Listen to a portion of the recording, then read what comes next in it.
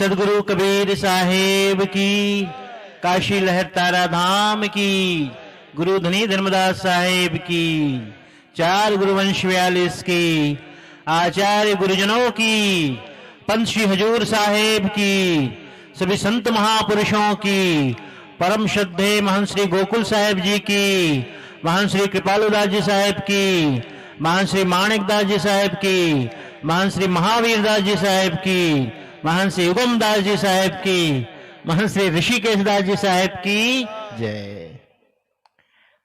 और जो भक्तजनों का तो जय ही नहीं बुलवाया मैं, हाँ, सभी भक्त हंस जनों की जय जय। आदौ फुल्ल कुशेशय प्रविल सत्कासार मध्ये भवत् काश्याम शैशव रूपिणोऽवतरणं श्रीमत्कबीरस्य वै लीला मानुष विग्रहस्य नयनं नीरूनिमाभ्यां कृतं रामानंद मनस्विनः पुनर्भोक्ष्यत्तमस्य प्रभो।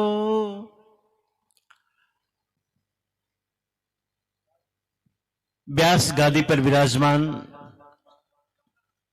ज्ञान वृद्ध, वयोवृद्ध, तपोवृद्ध, धीर वीर गंभीर, साक्षात सदगुरु स्वरूप प्रज्ञा पुरुष, परम श्रद्धेय परम वंदनीय महंत श्री गोकुल साहेब शास्त्री जी, आयोजन कर्ता के रूप में महंत श्री कृपालदास जी साहेब, माणिक दास जी साहेब, और उनकी गुरु परंपरा में गतराल कबीर मंदिर के महंत श्री महावीर दास जी साहेब, सहयोगी के रूप में उगमदास जी साहेब, यहां उपस्थित विराजमान मंच की शोभा बढ़ाने वाले महापुरुषों में महंत श्री ऋषिकेश दास जी साहेब, कबीर आश्रम अहमदाबाद सालिया, तथा अन्य सभी महापुरुष जो यहां विराजमान हैं। आप सभी भक्त हंसजन कबीर मंदिर, सदगुरु कबीर मंदिर उत्कंठेश्वर के सभी ट्रस्टीगण, भक्त हंसजन, दानदाता, जिन्होंने इस बड़े आयोजन में, महाआयोजन में अपना हर तरह से योगदान दिया है, तन से, मन से, धन से, उन सभी को। साहब ने कहा, संत सगा और गुरु सगा, अंत सगा निज नाम।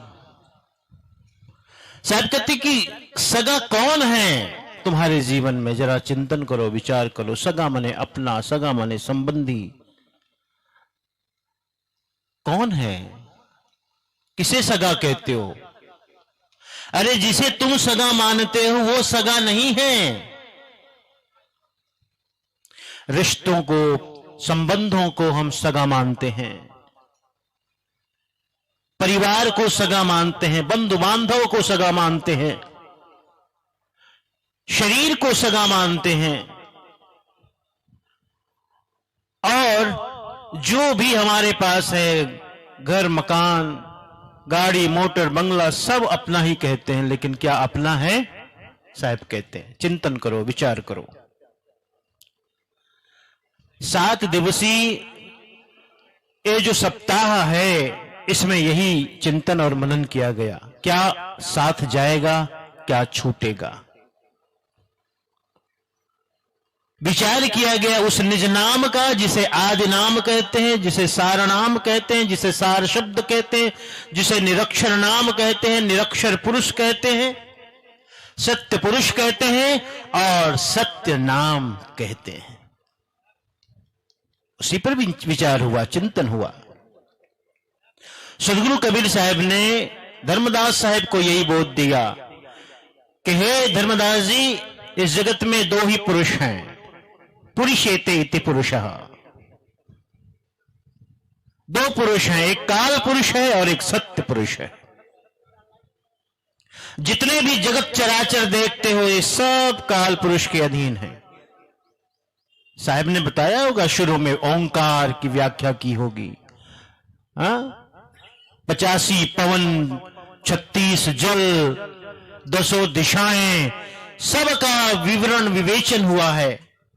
और सबको साहब ने कहा, इससे आगे है, इससे परे है आदि पुरुष, उसे तुम जानो धर्मदास जी। उसी को जानना है। तो संत सगा और गुरु सगा, अंत सगा निज नाम। संत सगा है, जिसे तुम सगा मानते हो सगा नहीं, अपना नहीं। संत हैं, संत गुरु हैं, यही तुम्हारे सगा हैं, अपने हैं, संबंधी हैं, तुम्हारे हितैषी हैं, हितचिंतक हैं, इन्हें अपना मानो। और सदगुरु कबीर साहब ने तो संतों को बड़ी महिमा दी। धर्मदास साहब से कहते हैं, धर्मदास साधु मम नामा, साधुन माही करो विश्रामा, जब खोजहु तब संतन माही, अंते खोजहु पई हो नाही। संध्या पाठ में कहते हैं, साधु साधु मुख से कहे पाप भस्म हो जाए, आप कबीर गुरु कहते हैं साधु सदा सहाय। साधु तो सदा सहायक है, इसलिए सगा है। संत सगा और गुरु सगा। गुरु जो हमारे अंधकार को मिटाते हैं, जो हमारे अज्ञान को मिटाते हैं, जो हमें जगाते हैं। आज सुबह सुबह हम 6 बजे पहुंच गए भूडासन गांव, तो हमने देखा जब माइक बजने लगा तो सब सो की उठने लगे। हमने कहा आज हम लोग सही ड्यूटी निभा रहे हैं। सबको जगा रहे थे। कोई जम्हाई लेता हुआ उठा, हाँ कौन आ गया, साहेब आ गए लगता। हमने कहा अच्छा हुआ, आज हम जगाने आए हैं इनको। संत तो जगाने आते हैं, गुरु जगाने आते हैं, वो जगाते हैं हमको, इसलिए गुरु है। गुरु की तो बड़ी महिमा सदगुरु ने कही। गुरुर् ब्रह्मा गुरुर् विष्णु गुरुर्देवो महेश्वर, गुरु साक्षात परम ब्रह्म तस्मै श्री गुरवे नमः। ये गुरु गीता का श्लोक है, ये किसी कबीरपंथी ने नहीं बनाया कि गुरु की महिमा के लिए कहा हो। भगवान शंकर महादेव शिव स्वयं माता पार्वती को गुरु की महिमा बताते हैं। ये जो आप श्लोक बोलते हो ना, जितने भी श्लोक गुरु की महिमा पर, बहुत सारे श्लोक गुरु गीता से हैं।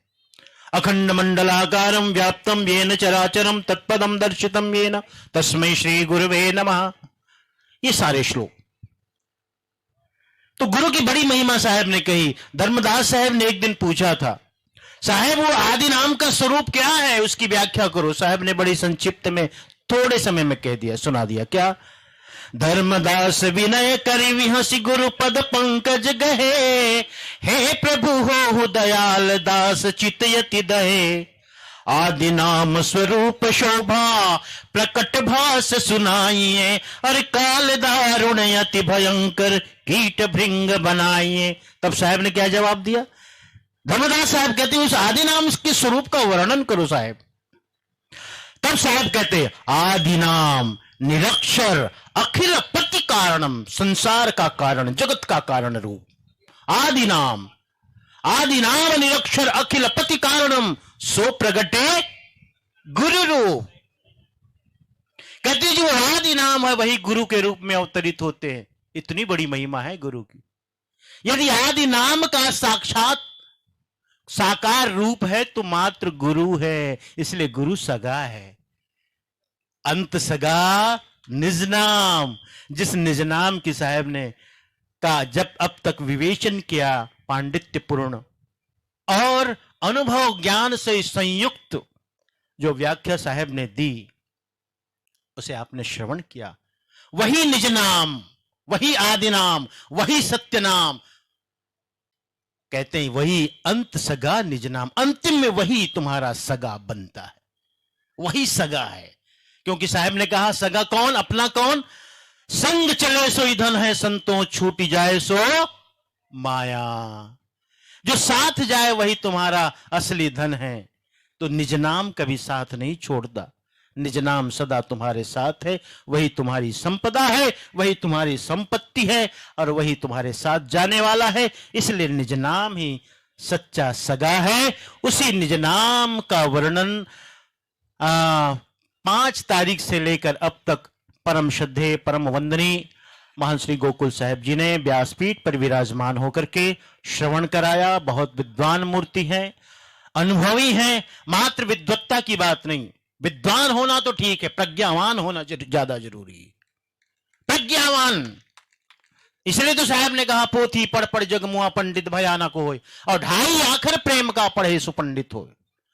साहब ने पांडित्य पर बहुत जोर नहीं दिया, अनुभव पर जोर दिया। जिन्हें सत्य का अनुभव है वो प्रज्ञावान है, वो पंडित है, वो ज्ञानी है।